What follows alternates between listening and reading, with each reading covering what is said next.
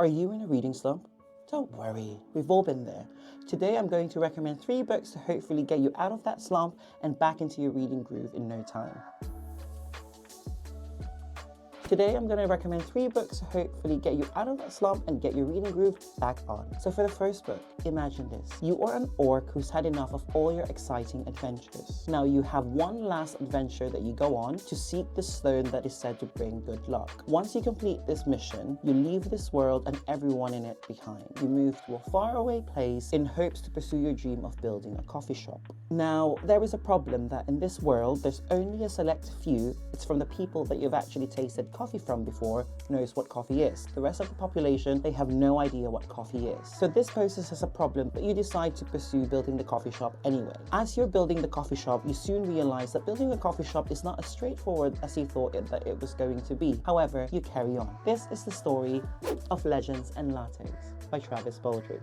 The characters in this book are so lovable. This is a cozy high fantasy with low stakes, and the story is so engaging because you don't have to think much. It's a good palate cleanser. It's a good book if you're having a slump, and the story is quite engaging as you follow the main character's journey into building this coffee shop. You just want to know what happens next, and you would want to devour this book in one sitting. That's how I felt anyway. So for the next book, imagine this. You are an apprentice of a nun whose job is to help spirits of the people who have passed away cross over to the light so that they don't become vengeful spirits. One night, your convent is attacked by soldiers who have been possessed by these so-called angry spirits or vengeful spirits, and there's chaos in the convent. In the midst of this chaos, you awaken an entity that's been trapped and sleeping in the convent to help you defeat these attackers. Now, the news comes out, and the people who govern the nuns who do this work sends out a priest to investigate the occurrence of what's happened in your convent. Now, the priest takes a special interest in you, and he senses something, and he wants you to come with him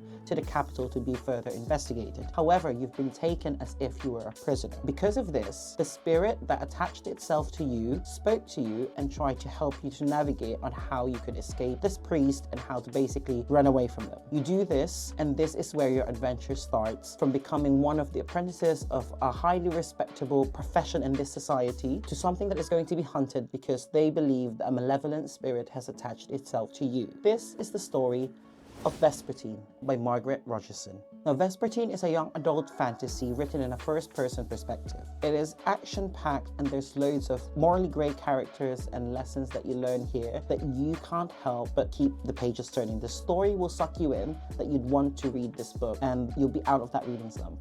If you are enjoying this video, manifest that reading slump energy into the like button so that I can keep on creating videos like this. Now, for our last and certainly not the least book for this reading slump, imagine you are a queen of a nation who is in turmoil, both internally within your nation and with the other countries or nations that's surrounding you. Your husband has left you, however, you do have a child together. One day you receive a letter from your husband saying that he'd like to meet up and he'd like to patch things up and reconcile with you. You agree to this request and take your party to meet him, and this is where the multiple assassination attempts to your life happens. Because of the many assassination attempts that's been happening, you start to question whether these assassination attempts are done by the people that you are in turmoil with, or is this orchestrated by your husband, and whether this meeting and reconciling was just a trap and none of this is true. This is the story of the Wolf of Oren-Yaro.